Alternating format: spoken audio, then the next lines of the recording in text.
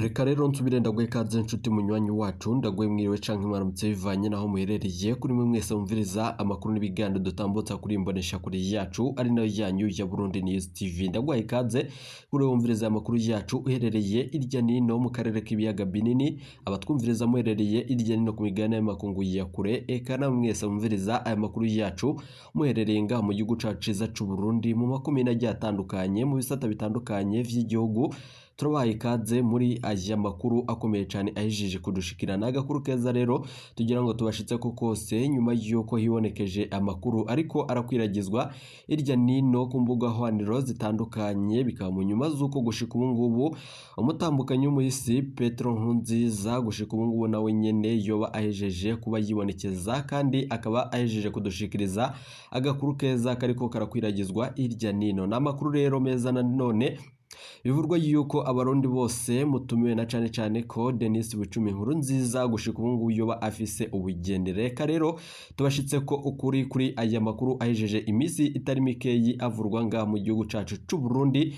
Twumviriza rero tumwumviriza mu majambo yashikirije mu ishengero nanone ryiwe nyuma yuko yari yakoranije abakristo batandukanye. Kuri ubu rero amakuru akomeye cyane aje kudushikira, reka yose tugaruke tuyabashitsa ko mu buryo bw'idonido. Reka rero tubirenda gukangurukiye cyane inshuti munywanyi kuri wowe waje gupyonda ijambo sabone, kuri wowe utarabikora akaniko karyonda gusaba muneke munsi y'video urabanditse ijambo sabone upyonde ko uracurabona arakazijya no nyene upyonde ko hama tuje turabana amakuru n'ibiganiro dutambutsa kuri Burundi News TV. Ndabibutse yuko nubwo ibi vyose biriko biraba batariko bararabana neza n'umuhungu wiwe Nkurunziza na cane ko adashigikiye iyi ngingo ikomeye cyane, gusa nanone amakuru anezereje reka tuyagaruke ko muri iri donido ry'amakuru twabateguriye. Kuri ubu ngubu rero ibi vyose bikaba byarateguwe kandi bikaba bihejeje imisi itari mikeyi bivurwa ngaha mu gihugu cacu c'u Burundi. Bamwe bakumviriza yuko bwoba ari ububeshi, abandi bakiyumvira yuko ibi vyose vyoba ari ibintu bidashoboka. Gushika ubu rero turonse agakuru keza tugira ngo kose tukagaruke ko mu buryo bw'idonido. Muwe ziri muri twebwe umuntu azokora kubera bamutegetse, kubera utinya umushefu ukora ikintu ciza, kubera utinya umuvyeyi usange wakoze iciza, kubera ugomba ko bakubona n'ubwibone bujemwo usange wakoze iciza. Ariko dusunitswe n'impuhwe niturinda batubona oya usanga wakoze ivyiza n'umutima ubikunze nyene n'impuhwe ukabikora n'impuhwe. N'igihugu birakwiye yuko tugikorera uku Adamu na Eva babwiye ngo bazigame igihugu erega bari bagihawe, nibo bari bahari muri ico gihe, bari bahawe ico gihugu. Nico gituma Imana yacibahezagira ngo muvyare murondoke mwuzure isi, nibo bari bahari. Gusa twebwe uyu munsi igihugu cy'u Burundi ni twebwe bo kugikorera, bo kukizigama, ariko tukizigame twuzuye umutima w'impuhwe, kugira uwo mutima w'impuhwe udusunikire gukora ivyiza, udusunikire gukorera abantu, udusunikire kugirira neza abandi, udusunikire gukora ibikorwa vyiza vyose bishobora guteza imbere igihugu utabanje kwiraba wewe, ariko uraba ibikorwa bishobora guteza imbere n'abandi. Burya nico Imana ikunda mu mitima y'abantu, abantu biyumvira ku bandi bagakora kugira ngo n'abandi bashobore kumererwa neza. Rero uyu mutima w'impuhwe ube muri twebwe. Hari ikindi kigira kabiri, inyuma yuko abakozi b'intungane badapfa ngo bahere basinzira, hari ikindi nabonye, abakozi b'intungane bamana icubahiro. Burya ukora ibikorwa vyiza birakwambika icubahiro, ukora ibikorwa vyiza biratuma wubahwa. Nagiye gusanga tutorinda kurondera ko abantu batwubaha, ukoreye abantu ivyiza, uri kurakora ivyiza abantu bakabibona bazokubaha utarinze kubibasaba. Muze rero dukora ivyiza, icubahiro kizokwizana, usanga urubashwe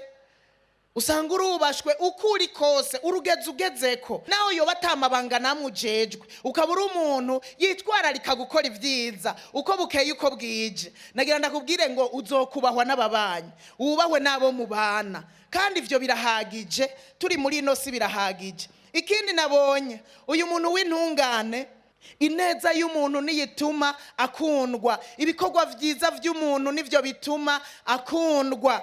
rero gukundwa ibikorwa vyiza turiko turabikora naho nyene tuzokundwa. Kwiyumvire mbega umaze gupfa abantu borira bababajwe nuko upfuye canke. Ibi nivyo dukwiye kwibaza twese tukavyiyumvira ko mbega dupfuye abantu mbega bonezerwa. Nerega nivyo hariho abantu bapfa abantu bagakoma amashi ngo ngo turaruhutse. Hariho abantu basengera n'abantu ngo se yopfuma apfa. Narigeze kumva umuntu ariko arambwira ngo jewe nageze ahantu yasengera uwo bavukana yamufashe nabi. Aravuga ati jewe narasenze ndakovya ngo tuvukana yopfuma apfa ahuko nicwa n'inzara ahari. Ibaze unaniwe no gukorera ivyiza abo mu nzu kuko n'ijambo ry'Imana riravuga ngo dukorera ivyiza abantu bose ariko cyane cyane duhere kwabo mu nzu hanyuma abandi bashikigwe. Kuko udakorera ivyiza abo mu nzu nukuri ntibikunda yuko ushobora kubikorera abo hanze ntibikunda. Rero umuntu wese arakwiye kwibaza mbega iherezo ryanje rizobirihe.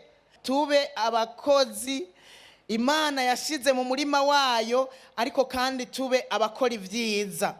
Kugira ngo rero bikunde ko dukora ivyiza biradusaba kwirinda icyaha. Kuko Adamu na Eva bamaze gukora icyaha baratakaje ubwiza, baratakaje imigenderanire n'Imana. Burya ntibikunda ko dukora ivyiza Imana itadushigikiye. Ntibikunda.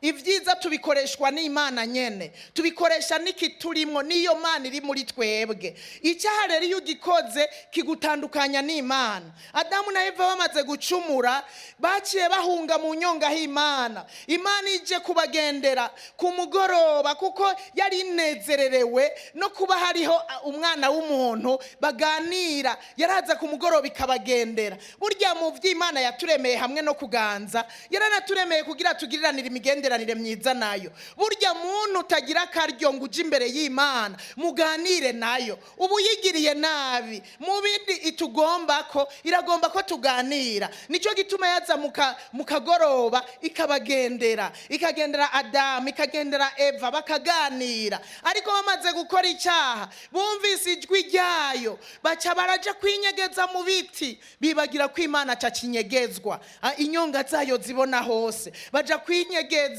Arahamagara ati Adamu, Adamu uri hehe? Arasemera ati nakumvise ndatinya ndinyegeza kuko ndi gusa. Arababaza ati ninde yababwiye ko muri gusa? Urumva icyaha kitwambika ubusa, icyaha kiragahera. Ntituzoshobora gukora ivyiza dufatanije n'ivyaha. Nibikunda birasaba yuko twirinda ivyaha. Ibi vyiza tuzoshobozwa kubikora. Tuba abakozi b'intungane mu gihugu, tuba abakozi b'intungane aho duherereye ari uko twirinze icyaha. Iki cyaha iyo kije kitumara n'inkomezi. Icyaha kiramara umuntu inkomezi ugasanga umuntu yari yarahawe ububasha asigaye atankomezi afise. Yahindutse goyigo, yahindutse utagira ijambo mu muryango, akabura ijambo mu barongoye, akabura ijambo agapfa kuvuga. Mugabo n'abarongoye bakabona yuko hari ikintu kitagenda, akavuga n'isoni, akavuga n'ubwoba. Icyaha kimara inkomezi.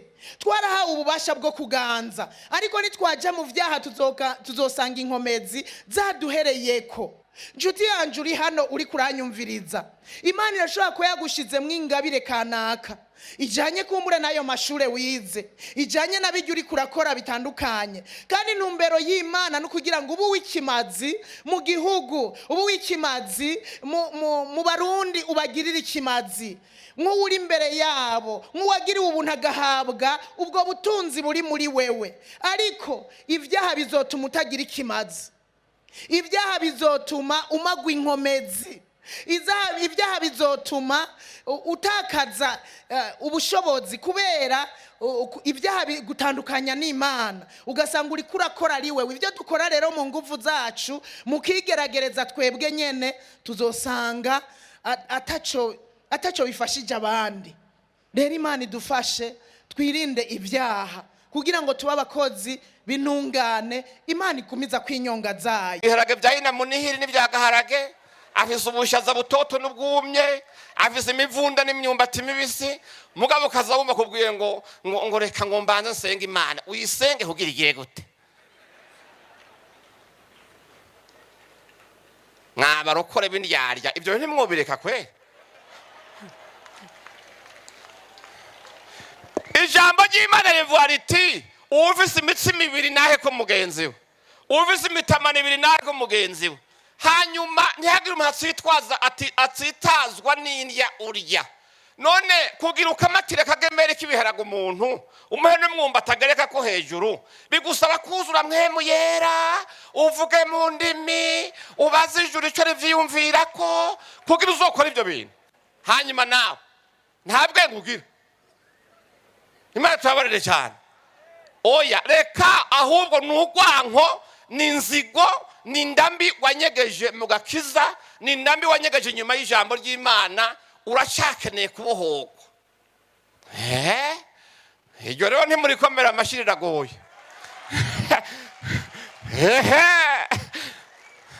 Bwana asifiwe.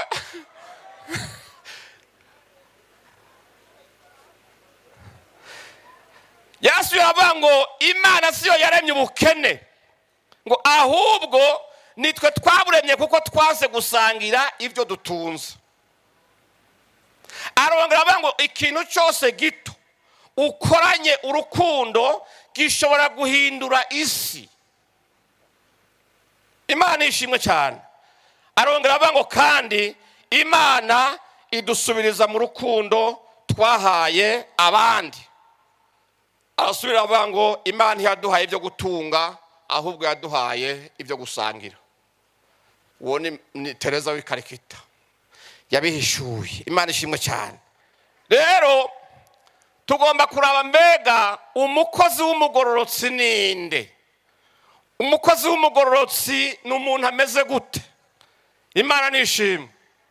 Umukozi w'umugororotsi ni umuntu ubuzima bwiwe buvomerera ubuzima bw'abandi. Umukozi w'umugororotsi ni umuntu kubaho kwiwe kumera urumva kuzana ivyizigiro mu bandi. Ni umuntu ugukomera kwiwe gukomeza abandi. Ni umuntu ugutunga kwiwe gutungisha n'abandi. Imana nishimwe. Kubera hariho abantu baronse ubutunzi baca baragomera. Babugomerera mu nzu zabo, babugomerera kuri bo, tibwigera butema ngo hagire uwundi abwumvirizako. Imana itubabarire cyane. Haleluya.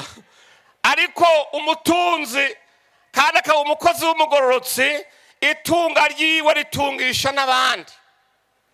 Amera ko yaho igiti cy'inganzamarumbo abandi bashamikira ko ubuzima bwabo bugatotahara. Yesu nashimwe cyane. Haleluya. Bwana asifiwe. Hariho abantu babayeho kugira ngo abandi bagire ubuzima bwiza, bafise intumbero nziza y'ubuzima bwabo. Imana nishimwe cyane. Haleluya. Kandi ngo umuntu umukozi w'umugororotsi n'umunyabuntu akunda gutanga. Yesu nashimwe. Haleluya. N'umuntu umugisha wiwe utagomeye nkuko nabivuze, ahubwo utemba uja no kubandi.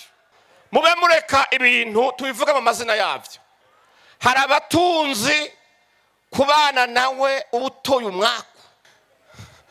Hari aho ugira ingorane ukabana n'umutunzi w'umugome, yemwe ukaburagiza ingorane. Imana tubabarire cyane. Kuko ubutunzi bwiwe ntacyo bwogufasha, ahubwo abukoresha mu kukomora, abukoresha mu kugutoteza, abukoresha mu yewe ukagira ingorane.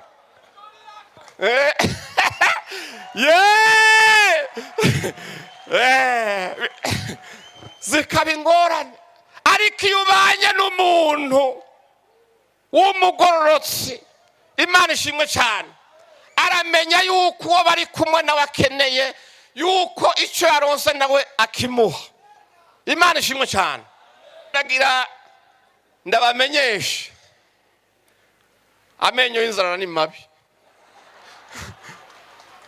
Amenyo y'inzara aryana nabi. Kandi ndagira ndakubwira nimba hari umuntu utazopfa wibagiye mu buzima, n'umuntu yariye ubona ushonje ubishaka ntaguheko uwo muntu aragoye kwibagira.